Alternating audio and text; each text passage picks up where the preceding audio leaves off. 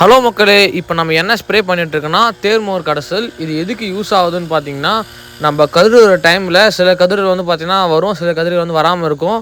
ஒரே மாதிரி வளர நம்ம இதை யூஸ் பண்ணுறோம்.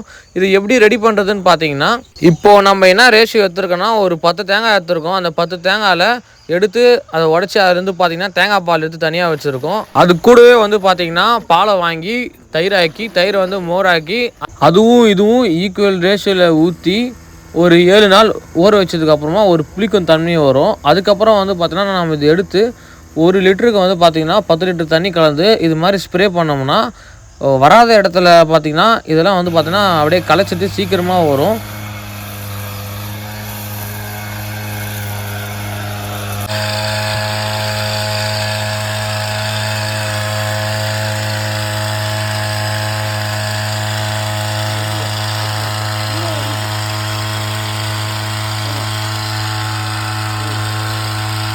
இந்த வீடியோ பிடிச்சிருந்தா மறக்காமல் ஃபாலோ பண்ணுங்கள். நெக்ஸ்ட் வீடியோவில் ஒரு ஏக்கராக்கு எவ்வளோ செலவாகுதுன்னு சொல்லிட்டு நெக்ஸ்ட் வீடியோவில் பார்க்கலாம்.